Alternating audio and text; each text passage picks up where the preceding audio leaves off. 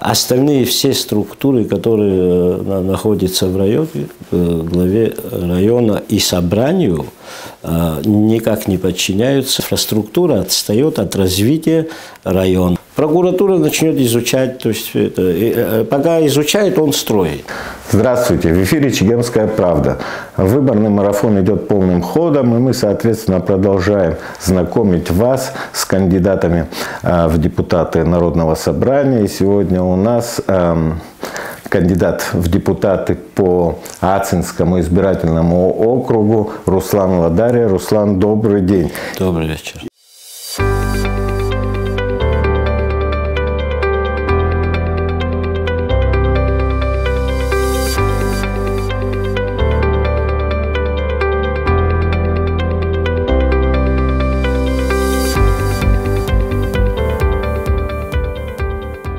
Я не буду уже повторяться в силу того, что тебя уже избиратель слышал в эфирах и государственного телевидения и так далее. У тебя была возможность ответить на определенный круг вопросов. Я, наверное, все-таки буду задавать те вопросы, на которые тебе в рамках тех передач не задавали, чтобы больше было понятно, с чем и как ты идешь. И я, наверное, начну с самого, простого, в силу того, что ты долгие годы, не долгие годы, определенный срок, достаточно солидный, 5 лет, кажется, да, ты работаешь главой администрации Гудаутского района, и тебе все-таки более-менее понятна эта система взаимоотношений исполнительной власти, законодательной власти. С другой стороны, Гудаутский район — это все-таки такой некий орган самоуправления. Да? То есть, и ты, наверное, уже мог бы сделать свои выводы, как работают у нас органы самоуправления, какие плюсы, минусы есть, чего не хватает в этой системе координат. Я бы хотел, наверное, чтобы ты рассказал о том, как, по твоему взгляду, должна быть в идеале выглядеть власть. Как известно, вся страна состоит из отдельных городов, районов, и структура, местных органов самоуправления, глава администрации района, администрация плюс районное собрание, которых с каждого села избирают. Вот у нас в районе 29 депутатов, потому что есть и городские, сельские, и город Новый Афон. Глава администрации района, иногда кажется, что он может быть и так со стороны все может могущественный, так скажем, да, но не совсем так, потому что остальные все структуры, которые находятся в районе, главе района и собранию, никак не подчиняются. Это и суды, понятно, да, суды у нас там другая власть, прокуратура, милиция, налоговая, пожарные, даже трактора, которые находятся, да, на территории района, это не только Гудаутского района касается, и то подчиняются Министерству сельского хозяйства. И в этой ситуации главе района очень сложно работать, потому что как оценить эффективность работы главы администрации, если у него только обязанности, а в правах он ограничен. Он не может напрямую влиять на собираемость налогов, на преступность, да, даже на собираемость тарифов по электроэнергии. А в последнее время, мы же слышим, ему еще вменили в обязанность это, чтобы он ходил и запрещал изымал майнинг оборудование. А как он это может сделать? Каким образом? Он должен прийти в село, да, собрать, сказать: не делайте этого. И все, и развернется, и уедет. У тебя ничего нет, да. То есть он не может. Также он может глав сел, да, собрать и сказать: идите, скажите, чтобы тарифы платили в полном объеме, и дальше что? Вот каким образом он на это повлияет. То есть на него вот эти все обязанности возложены, а чтобы повлиять на ситуацию и кардинальным образом поменять что-то, у него нет таких прав, полномочий. Более того, и у собрания нет. Вот собрание должно утверждать начальника милиции по представлению министра внутренних дел.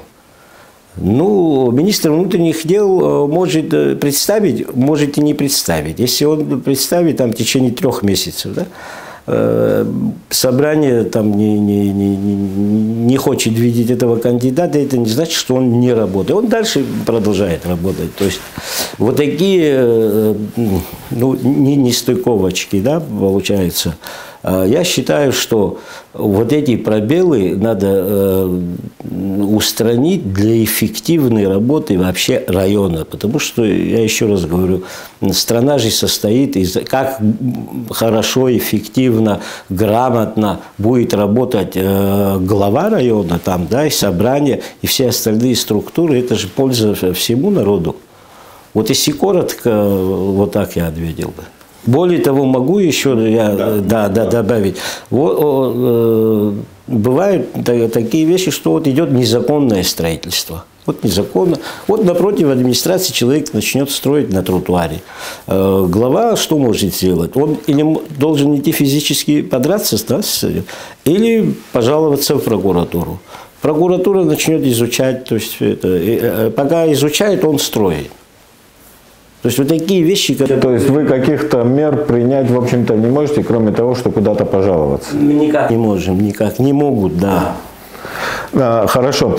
Тем не менее, но худо-бедно, допустим, даже при такой существующей схеме последние годы все-таки вот по крайней мере, западная часть Абхазии, в том числе и Гудаутские районы, они развивались, да, и у Гудаутского района, помимо того, что есть все-таки определенные источники доходов, это доходы, которые приносит там Рицинский национальный парк, Новоафонская пещера и так далее, какие-то деньги из этих сумм так или иначе в бюджет приходят. Кроме того, все-таки достаточно более активным стал туризм, и там и уже в Гудаутах, смотрю, очень многие люди гостиницы строят, и рядом в селах прибрежных тоже активно идет. Кроме того, и, конечно же, достаточно сильно помогает, наверное, подспорьем была инвестиционная программа. Там в Гудаутах, по крайней мере, в центре и видно, да, там дороги отремонтировали и так далее. В чем все-таки ты видишь возможность развития региона? Да, существует схема, управленческая схема, может, не столь эффективна, но тем не менее народ наш трудолюбивый, и в Гудаутах есть много, наверное, все-таки каких-то перспективных направлений развития. Ну, вот вы упомянули озеро Рица, да, и пещера, но это была моя инициатива, поддержанная главой государства и, естественно, народным собранием, потому что для этого нужно было принять закон. Вот закон, там, ну, не все хотели, приняли. 100 рублей с Афона и 100 рублей с Рицы. Это с каждого проданного билета? С каждого проданного взрослого, то есть не льготного билета. Но что потом получилось? Эта схема работала, по-моему, 1–1,5 года. Потом на эту же сумму начали сокращать дотации. То есть, и мы пришли к тому, откуда начали движение, то есть обратно пошли. Это и сегодня так. А так, если про развитие говорить, это не только туриндустрия, так назовем, да. Вот за последнее время в Гудаутском районе форелевое хозяйство открылось в Калдахаре. Парк Львов вот видели, потом открылось этнопарк. То есть вот развиваться можно вот не только там вот туризм, сельское хозяйство, очень много направлений, которые я говорил об этом, но все это будет развиваться только тогда, когда вот развита инфраструктура. То есть отдыхающий приезжает, ему отключают свет, да, или канализация не работает, или воды нету, да, вот, ну, то есть вот эта сфера, она отстает, инфраструктура отстает от развития района. И это не только Гудаутского. Вы же знаете, какая ситуация там вот со всеми этими делами и в Гаграх. То есть это общая проблема для всей Абхазии. Вот надо развивать инфраструктуру. Инфраструктура должна опережать развитие туризма. Потому что у нас на берегу, да, вот, да, есть привлекательные места. Но если туда не подтянуть электричество, канализацию и воду, как человек построит гостиницу на 100-150 мест? Откуда он будет получать источники энергии и тому подобное? Мусор куда вывозить? То есть вот эти проблемы, их надо решать, а на самом деле это проблемы очень дорогостоящие. Ну вот по инвестпрограмме все-таки за последние несколько лет достаточно серьезная сумма была там вложена в Гудаутский район. Это и в дороги, и в водопровод. И, кстати говоря, это при тебе было. Вообще, насколько вот сам ты оцениваешь, это качественно было произведено? Понятно, что там фирмы, тем, которые производились, там контролировали там с правительства и так далее, там более-менее такой жесткий режим в этом плане существует, но тем не менее разговоров всегда очень много. Очень много. По поводу и качества, там, и может быть то, как это было, ну и качество, и почему именно там и здесь, то есть всегда разговора много. Ты можешь вот по этому поводу что-то сказать? Скажу, я хотел бы начать вообще, что такое инвестпрограмма, да, и как она возникает, и как она попадает, например, в район.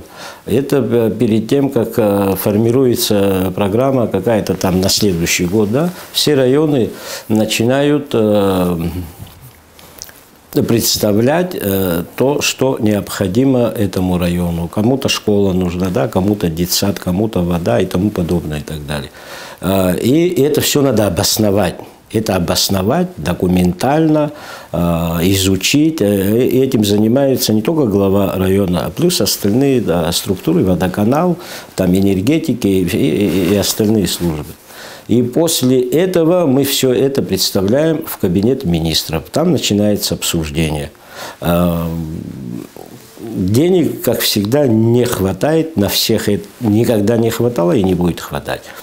Поэтому надо какие-то вот приоритеты, правительство пытается вот какую-то золотую середину найти и какие-то приоритеты, акценты расставить правильно. Вот у нас как получилось? Мы перед 2 года почти занимались вот этими делами. То есть не было никакой... Да, организационными. Куча документов, изучений, заключений специалистов, санэпидемстанции, то есть экспертиза и так далее. Экспертиза и тому подобное. Но потом мы это представили, спорили, не скрою, с остальными районами, потому что им тоже надо. И тяжело начинали в городе тоже вот канализационные трубы, водоснабжение, ливневки. Какое-то время город был, конечно, полуразрушенный, люди жаловались, но успели. А тут еще у нас возник вопрос с селами. По программе, вот я хочу сказать, водоснабжение сел Гудаутского района планировалось на 2035 год. 1935 год. Ну, мы решили это как-то вот ускорить, да, и нам повезло, помог, к сожалению, его уже нет в живых, это был зам Хлопонина Резников, вот он приехал в Гудауту, посмотрел состояние, я его привез, были специалисты, водоканал, санэпидемстанция, сначала поехали на насосную станцию ВАЦ, оттуда заехали в город. Я ему показал, куда канализация вытекает в городе, и он, ну, то есть в шоке был от этого. и начал помогать. Он говорит, вы начните документально, мы вам поможем. Поэтому на 10 лет, даже на больше. Но, к сожалению, у него рак горла был, он умер через полгода. Да. И это одно. Второе, вот не все знают вообще, как деньги поступают в республику, потом в район. Именно по инвестпрограмме. Вот некоторые думают, что тогда же, помните, вот миллиард в Удауту. Миллиарда до сих пор и нет, кстати. Вот. Но деньги как поступают? То есть проекты на миллиард вообще должны были... Да, но бывает, там что-то финансируется с опозданием, потом переходят на следующий год. Вот как поступают и какая роль главы администрации. То есть глава администрации ни рубля не видит с этих денег. То есть на счет администрации деньги не попадают. Это не только в Удаутский район. Отношения к финансам вы не имеете? Никакого не имеем, мы и не можем иметь. И это было вчера, и это так есть сегодня, завтра тоже, наверное, так будет. То есть это все районы. Мэр города Сухума, эти деньги в мэрию не приходят. Как они приходят? Они приходят по вот этим проектам, которые готовы уже, вот они уже должны начаться, их надо финансировать. С России деньги приходят в Минфин, с Минфина в УКС, Управление капитальным, оттуда генподрядчику, оттуда уже подрядчику. Да, то есть район даже не видит, да, этих денег не видит. Район начинает тревожиться тогда, когда вот вроде бы через неделю должны работы начаться, они не начинаются. Вот тогда начинаешь ходить по всем инстанциям. Тревогу, шабако. Хадзит, начинаешь. И, естественно, контроль. Контролирует вообще даже не администрация, а контролирует управление капитального строительства в лице технадзора. Но мы тоже участвовали в контроле, в сроках. То есть в любом случае, без, конечно, администрации района, без их вот отношений, да, беспокойного, эти проекты никак не могут развиваться. Из-за того, что у людей, наверное, нет информации правильной, плюс у нас сегодня общественное мнение формируют социальные сети, да, Facebook, а там кто угодно может сидеть и что угодно писать. Поэтому складывается такое впечатление, что там, более того, не только глава администрации, премьер-министр не может и президент не может по своему усмотрению там, деньги там куда-то отправить. В любом случае это надо согласовывать с российской стороной. Да. Потом некоторые думают, что район там, в лице главы администрации может купить трубу, да, по инвестпрограмме. В Чернобыле может купить, я не знаю, в Магадане. И такого невозможно. Гвоздь даже не может купить. Это дело подрядчика. Это дело подрядчика. Это гвоздь не может купить, администрация не может.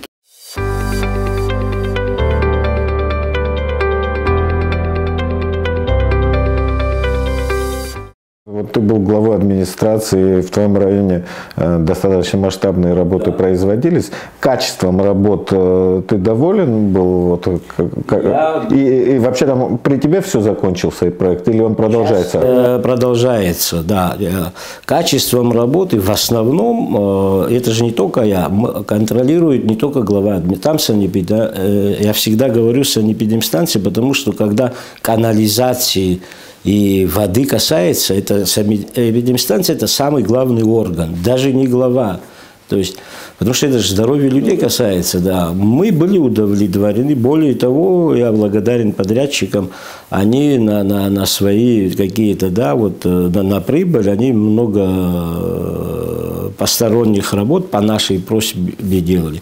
Вот сегодня те работы, которые проводятся, да, в районе и вообще в Абхазии, это инвестпрограмма 2022. Она была утверждена, если мне память не изменяет, 19 декабря 2019 года. То есть это премьером был Валерий Рамшухович Баганба. Вот это наша программа. По этой программе сегодня вот эти работы, которые происходят, это программа, которая вот при Валерии Рамшиловиче Баганове была. Что-то успели мы закончить, что-то вот даже 17-19 что-то перешло на эти годы. От водоснабжения сел я немножко хотел остановиться. Вот труба идет от источника в верховьях реки Хапста, это выше села Дурипш, она доходит до Гудауты, до города, там на высоте, Замостянка район, вы знаете, там 6000. Труба доходит прямо туда и льется, то есть самотечный, без электричества, то есть свет может не быть, а эта труба, вода будет работать. Оттуда отвод идет, один отвод идет в село Абгархук. То есть это вода уже, хотя многие говорили, что вода не поднимется, но опять-таки она уже туда поднялась, уже оттуда разводка началась. Проект непростой, его делают очень серьезные специалисты. Даже стоимость проекта, да, вот она тоже определенных денег стоит. Участвуют это и наши специалисты, но у нас не хватает таких специалистов. Это Петербургский научно-исследовательский институт, там гидрологи, гидроинженеры, то есть специалисты разных отраслей участвуют, это серьезный. Поэтому это все они просчитали, куда вода поднимется, сколько людей живет, на сутки сколько воды потребляет. Все это просчитано, все это есть, эти документы лежат здесь, в Сухуми, и в УКСе, и часть в администрации. То есть теперь труба проходила через село Куланарха. То есть там уже не надо было отдельную магистраль прокладывать. И в прошлом году еще там построили резервуар, и все село обеспечено водой, уже работает. Дальше с центра села Дурипш, чуть выше, труба пошла в сторону Гудзырха. Она дошла туда, вода есть в трубе. Сейчас там идет тоже разводка по селу. От этой же трубы будет питаться село Звандрипш. Там тоже будет резервуар, и село получит воду. Но я не знаю, по какой причине часть денег, которые вот я уходил с работы, 71 миллион там с чем-то оставалось. Это экономия, это всегда бывает. Или денег не хватает, что-то проектировщики не предусмотрели, или остается какая-то часть денег. Вот эти деньги по соглашению с российской стороны, мы тогда встречались, район может оставить, естественно, это правительство решает, оставить на какие-то другие виды работ, связанные именно там с водоснабжением, канализацией и асфальтированием, но не на здания какие-то. Ну, в развитии там, да, этого проекта, да. Вот мы в рамках вот этой экономии хотели еще доделать работу именно вот в этих селах, о которых я говорил. Плюс хотели в селе Дурипш, там труба уже лежит больше 10-15 лет, она работает, но течет, и ремонт нужен, потому что зря столько воды выливается. Хотели там отремонтировать, но эти деньги ушли на другие цели. Я точно не знаю, но не хочу слухи, но вроде бы они ушли на забор, да, ограждение Творчанской больницы. То есть перенаправили? Да, перенаправили и на Каманский мост. Насколько мне известно, у меня таких документов нет, но...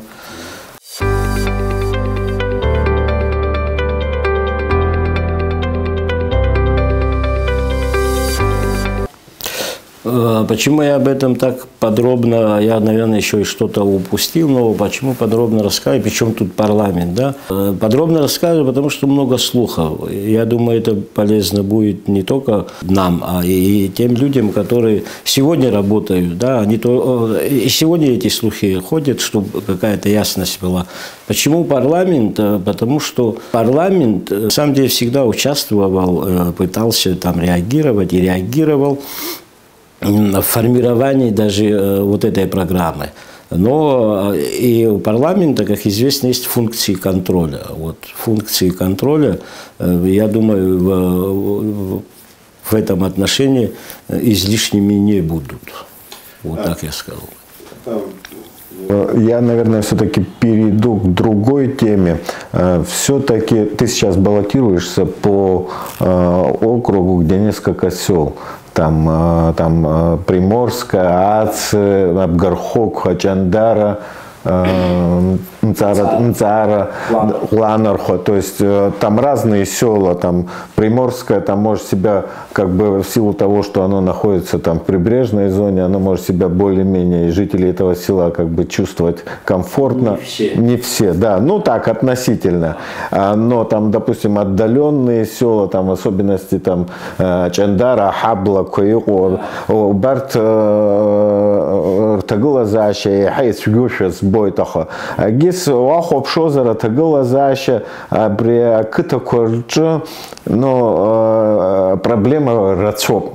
Рацоп Ера Убрилом Кала, их отцатую, чтобы вот как сдвинуть эту ситуацию, чтобы и работа была, и чтобы крестьянин, который работает, производит, она эрхоя, хигаши има заропна, и хочка цара пами бзи квазароп. Какая проблема с его зигечару, что акалаки хи хойт убречар, убрар тыбачи анхо их отцатпи, и шпобу убрята глазаща. Но я закончу все-таки, потому что вот я хочу, чтобы, если раз за округ, да, зашел разговор, очень большая сумма, да, это в наших условиях вложены были в эти села. Вот в село Ланархо это где-то около 30 миллионов. Абгархук 80 миллионов. Это вместе... Да, это по инвестпрограмме, да, это и дорога, и водоснабжение. Ну, работа сегодня продолжается, но в общем, это 4 километра в селе Ачандара, тоже около 19. В общей сложности вот в эти 4 села вложено 160 миллионов за это время. Приморская. Вы знаете, какая трагедия произошла вот несколько лет назад. Взрыв склада. Да, люди остались без крыши над головой, были погибшие, пострадавшие, материальный ущерб был огромный. Вот в это село около 150 миллионов вложено. Там только 11 домов построено, плюс еще на 2 дома людям оказали материальную помощь, которые заявили желание, что сами построят. Это и крыши, это и стекла. Это мы говорим об инвестпрограмме. Ну, район же до этого и без инвестпрограммы жил и работал, то есть и немаленькие суммы каждый год вкладывались и вкладываются в эти села. Это вот Ацинская школа, и крыши, то есть район чем мог. Водоснабжение в селе Аци, это за счет района было сделано. Часть села Ачандары, водоснабжение за районный бюджет. Многое другое. Я вот сейчас не хочу загружать цифрами, хотя я все помню. Но район тоже, я к тому, что вы, Инал, сказали, это чтобы человек остался в селе, ну, это может быть банально звучит, это об этом все говорят, но на самом деле свет должен быть, и вода должна быть, и дороги должны быть. Ну, если человек, вот, например, жениться хочет, ну, не поедет девушка где. Ну да, это сейчас проблема стала, чтобы девушка вышла замуж. Да, замуж, она еще за деревенского. То есть вот эти проблемы, они, конечно, сложные, но их надо решить. Мы пытались это делать, что-то получалось, где-то не получалось, потому что в село надо вкладывать очень большие деньги, в любое. Во-первых, если мы говорим о сельском хозяйстве, оставим даже то, о чем я говорил. А где мы видели сельское хозяйство без дотации государства? Где-нибудь есть такое в мире? Государства по большому счету нет. Да? Раньше там колхозы были, которые там люди работали, им платили деньги. А сейчас крестьянин со своими проблемами остался. Он хурму собрал и не знает, куда деть. И либо за копейки должен отдать, да, либо сам чачу гнать должен. И то есть вот от государства что вот в этом плане? Как ты думаешь, вот что государство может в этом плане сделать? Все-таки надо, может быть, это как бы ни звучало, какие-то вот эти коллективные небольшие хозяйства надо создавать по разным видам, да, сельхоздеятельности. Это зависит от земли, да, от качества земли и тому подобное. Мы пробовали, изучали этот вопрос. Вот, например, в селе Ачандара там 4-5 молодых людей, там соседи живут, у них около 10 гектаров земли. Вот почему бы они с удовольствием, это в традиции у нас есть друг друга, дать им возможность, я не знаю, государство профинансирует, они какую-то культуру будут выращивать, то есть какие-то вот такие вещи нужны. Такого рода проекты маленькие, Такого да. рода проекты, да, не то, чтобы там одному человеку дали 20 гектаров, ему денег дали, он не успевает. То есть, есть хорошо,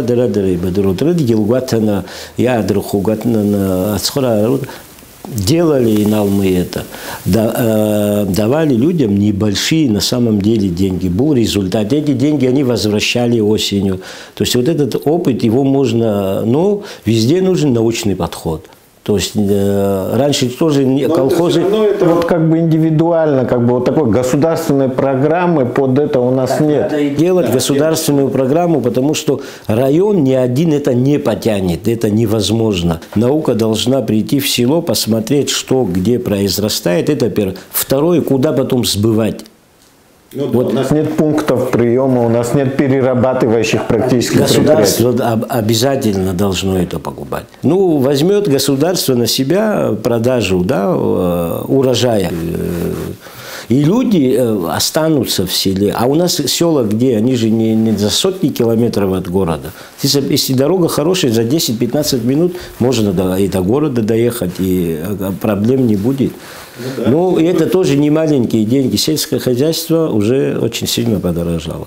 Колхозы же тоже не на пустом месте же возникали. Где-то чай был, где-то табак был. Виноград был, да. Виноград был, то есть, но в любом случае это должна быть не государственная политика, да, и здесь если ты будешь чисто подходить арифметически, ты проиграешь, да, тут да. Потом мы всегда ориентируемся, да, мы себя можем накормить, мы отдыхающих чем кормим? Вот, человек приехал, оставил, образно говоря, 10 тысяч. Из 10 тысяч 5 тысяч обратно уходит, что там курей надо покупать, я не знаю, кормить же надо. Даже овощи, фрукты покупаем там. Да, поэтому, а вот это не деньги, они же здесь оставались бы. Потом экологически чистый продукт, он не должен стоить дешево. Ну, над этим надо работать, это и реклама нужна, и комплекс. Да. Я думаю, все-таки нужна в этом плане, конечно, государственная программа. Именно очень много я слышу, говорят о необходимости государственной поддержки сельского хозяйства, да, и в виде отдельной программы. Но, к сожалению, пока у нас вот этой отдельной программы такой еще нет. И я надеюсь, нынешний состав парламента в этом поможет. И любая программа, она должна быть подкреплена финансом. Мы же все это прекрасно. Просто можно написать, можем сядем и напишем любую программу. Но она... Нет, понятно, речь идет о той программе, да, которая реализуема. Реализуется, да. Хорошо, мы все-таки будем подводить черту под нашей передаче, в нашей передаче. Я напомню в очередной раз, что у нас в гостях был кандидат в депутаты по Ацинскому избирательному округу номер 20 Руслан Ладария. Руслан, большое спасибо. Спасибо. Удачи. Спасибо.